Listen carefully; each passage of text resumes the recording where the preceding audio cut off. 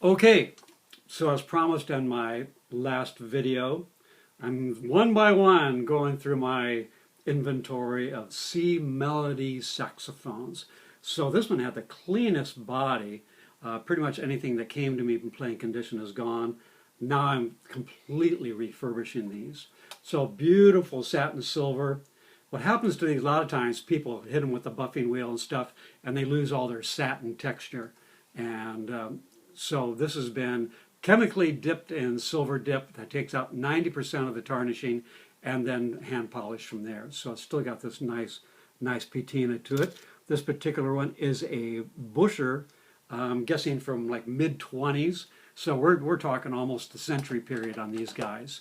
So it had the original pads, and I call them the marshmallow pads because they're just huge, thick, real soft pads. They look like marshmallows. And they just would clamp them down and just hopefully they sealed. So it's been all taken apart, cleaned, dipped inside and out, tone holes leveled so you can put a nice modern pad on it, and put a nice leather pad on there with a small metal resonator, sort of like an old Con Reso pad type pad. Maybe see them a little better, but all brand new special ordered pads, especially for this one. Get them all the right size. A slight gold wash in the bell. It wears off pretty fast, but very straight body. You can see it's hardly a dent in the thing. I don't see any, and hardly even a scratch on it. The silver tends to hold up a lot better than the lacquered horns. Only downside, some crazy idiot put rubber bands. When a spring broke, they put a rubber band on it. That rubber eats right through the silver, right down to the brass. So I had this big, ugly black line where they left the rubber band on there forever. And there's a little scarring from that. But it polished up pretty much, and it's kind of hidden behind most of the keys. So, neck's in great shape. I fit the neck, and it's just got this beautiful, just a real snug fit. I like them nice and tight. One of the rare ones where the octave mechanism hasn't been busted off, so it's in good shape. I don't think it had very many miles on it. The case is in real nice shape for it, and so it's pretty much gone through. It's probably better than factory, better pads and everything, and just plays pretty cool.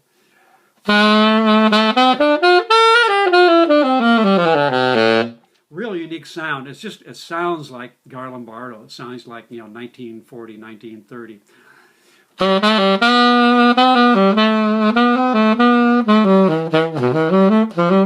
So every saxophone player should have one of these in their collection, just at least one. 10 or 12 is a little crazy, but one is pretty cool, and you can play it right off the piano player's charts. It's in the key of C. So if something's in crazy flats and sharps, you can just get the C melody out and play right off the C book. So pretty cool. Actually plays very nice. Got the split keys on the bell, and again the nice Buescher engraving on there. There we go. So basically their standard model. It's got the cool G sharp, so you can hold the G sharp. Trill the G sharp with your bottom fingers, which is really cool. Trilling the G sharp just crazy with that little finger. So they give you the G sharp assist. It's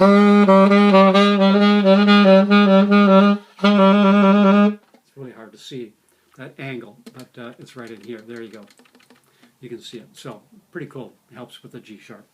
All new corks, all new felts, all new pads, nice level tone holes, and all polished up and ready to go for another century. So anyhow. So a little bigger than normal, so I got the tenor mouthpiece on here.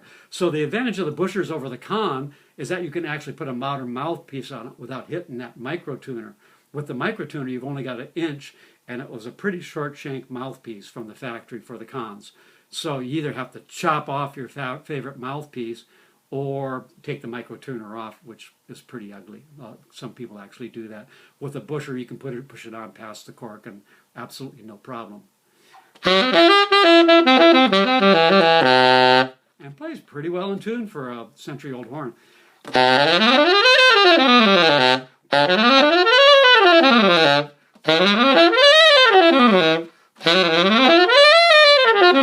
Some of them only went up to an E flat, and this goes up to an F.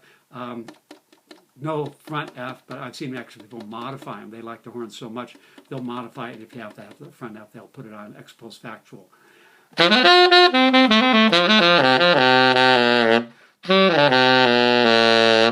So a little crazy on the old palm key, on the bottom table keys here. You got the G sharp, then you come over to the B and the B natural, C sharp, and then down to the B flat. So it's fairly logical. And what I do is, instead of trying to roll to that B flat, I just kind of break my knuckle. Same thing on the old Bundies. Instead of trying to slide to it, just break the knuckle. And it works out just fine.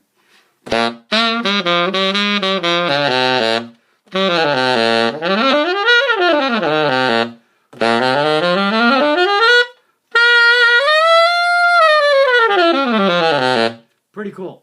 Then I do a little tune. I just got this tune in my head, had to play it, and of course when I transpose it into a B flat key, it was nice, like 2 flats, and I go to a C and it's in 4 flats. So you'll have to excuse any little flubs for missing those D flats. I told them I have charge more if it goes beyond 3 sharps or flats on a gig. I said you got to up my wage because all the real book, everything goes basically 2 or 3 sharps max. So here we go.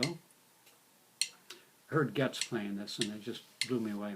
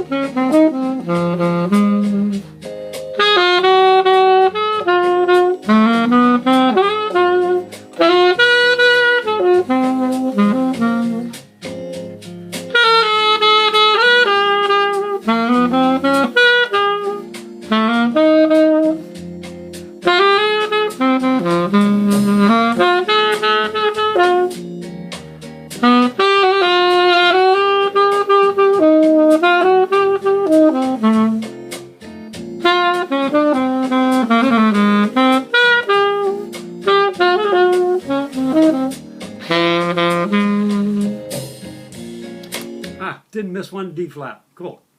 Have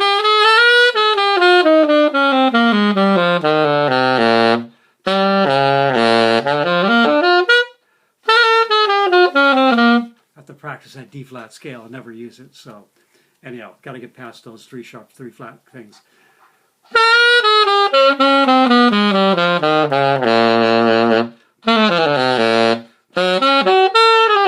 I don't know if you guys are old enough to remember Fred McMurray, but he actually played that My Three Sons theme song. He was the star of the show and actually played the theme song on a C melody.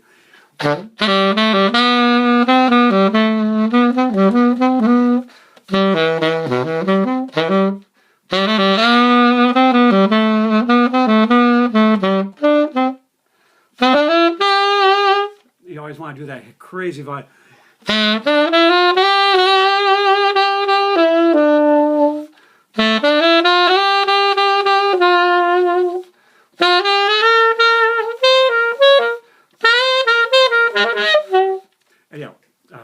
But my chops are just getting shot. So it turns into a natural vibrato.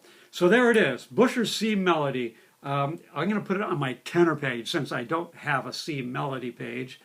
It's going to go on the tenor page. And again, it's serial number 58,794. I'll look it up. I think it's about 1925. I'll put it on the page. So the web page is www.stevegraysaxes.com. Stvegeray.com. That's Stvegeray, saxes, plural.com. And I'm going to put it out on the World Wide Web for sale. And they've been selling fairly well, and a couple of them actually have gone to Japan. They're just nuts for them over there. So try to keep it domestic, but you know, whoever wants to buy them, you can basically buy it for less than I would normally charge for the overhaul. I mean, an overhaul on one of these, the guys up in the city, they're charging, you know, $1,000 to $1,500 for overhauls, and that's without having to polish every little key on the thing. So you're probably looking at, you know, again, $1,000 to $1,500 for minimum from one of these, and it'll be selling for a half of that. So nobody wants them as is unless you're making a lamp. So got to go through them one by one, and after this, probably another Buescher, and then get into the cons. So the cons, I don't know. Some people like them better. Some people like the Bueschers. Different strokes for different folks. So here we go.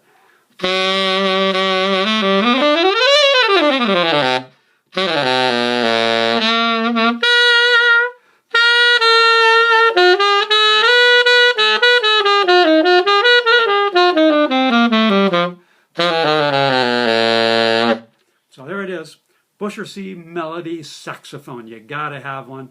Everybody's gotta have one. Just so I'm trying to spread the word. Anyhow, adios and have a good time. Keep swinging.